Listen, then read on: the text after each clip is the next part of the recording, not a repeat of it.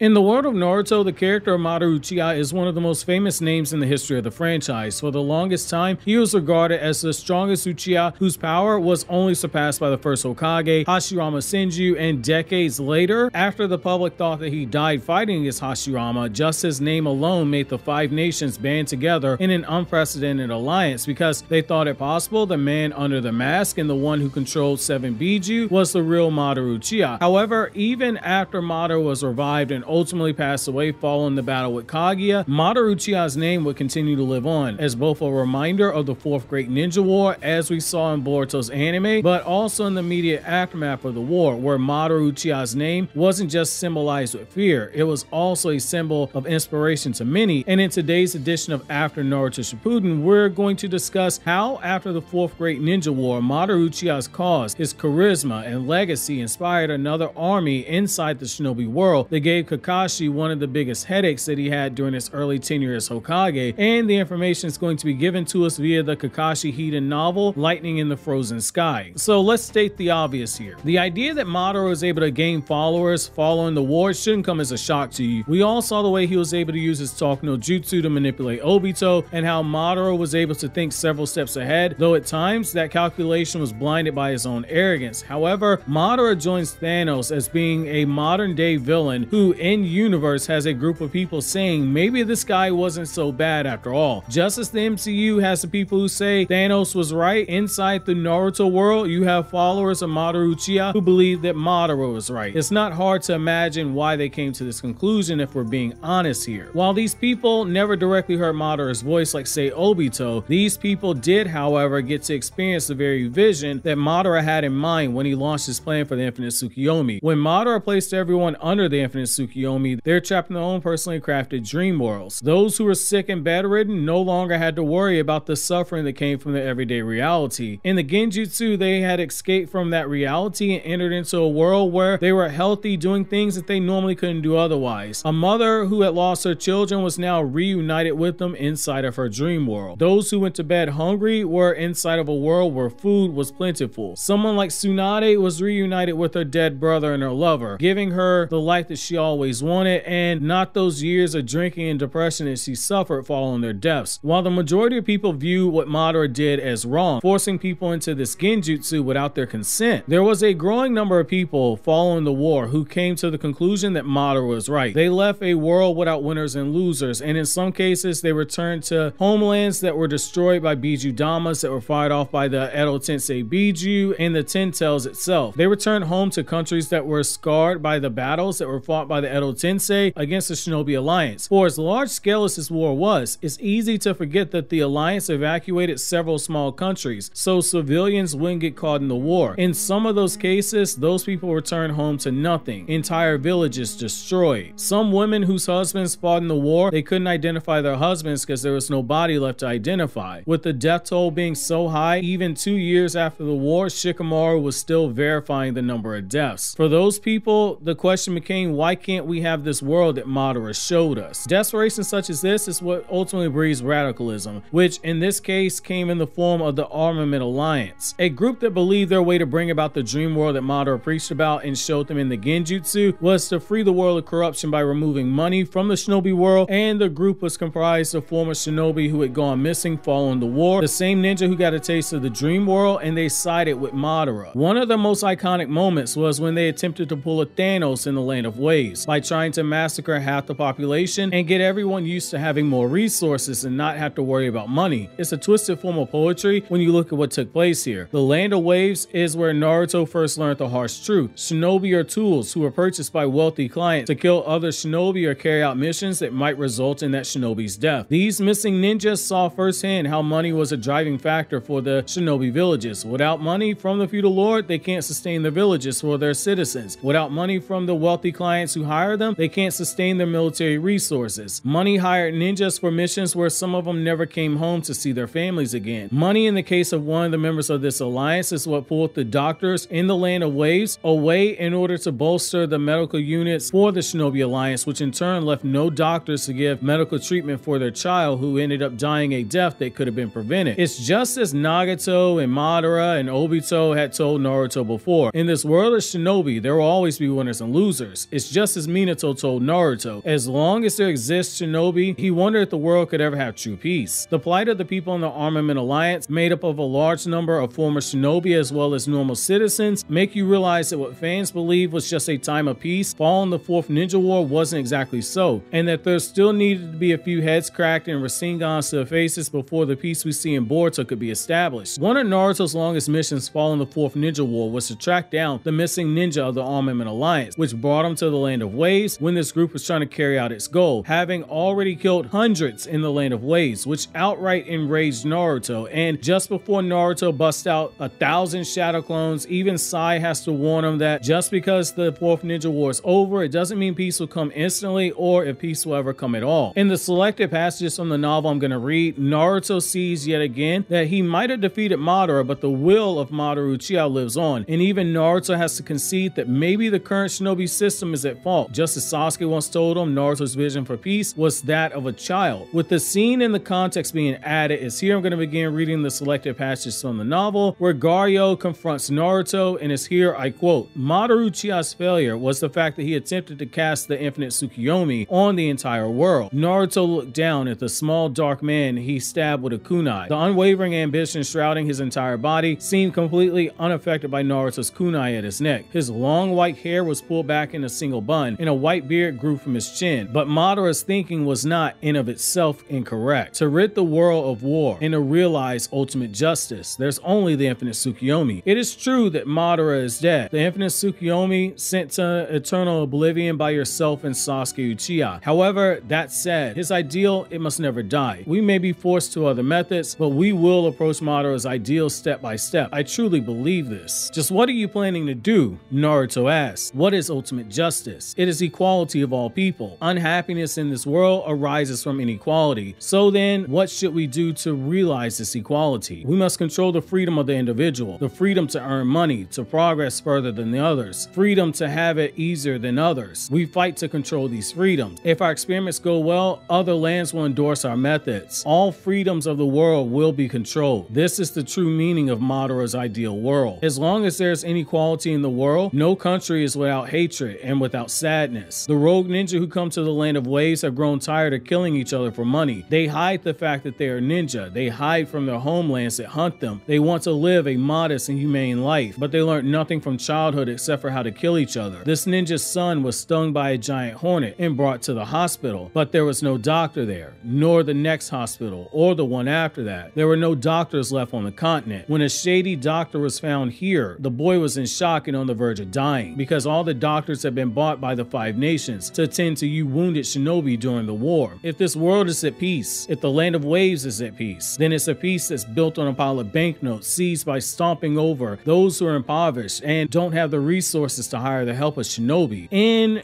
quote, it's worth noting that upon hearing this, even Naruto is left speechless for a time and deeply troubled by what it is that he heard and saw after hundreds had died before he reached the Land of Waves. Naruto understood that Madara, he might have been dead, but there were a growing number who believed that Madara's choice of action to remove individual freedom in the name of peace was the correct choice to go, and they were fine with bloodshed in the name of that peace if they could bring about the world that Madara envisioned. Now, this shouldn't shock you if you've watched Boruto's anime. Boruto's cult was founded with Otsutsuki worshippers who believed a similar thing, albeit they weren't as violent as the Armament Alliance, but they still believed the infinite Tsukuyomi wasn't a bad thing. Before Shikamaru ever went to the Land of Silence in order to fight Gingo and rescue Sai, those rogue ninja who fled to the Land of Waves and eventually joined the Armament Alliance seeking a path towards a perfect life that they saw in Madara's vision, they were running from the shinobi system. That being said, what are your thoughts about the Armament Alliance and about Naruto being troubled what he's seen in the aftermath of the war? Was Madara actually right? While you think that over, click here to watch more videos from my After Naruto Shippuden playlist, or click here to watch this Naruto Explained video.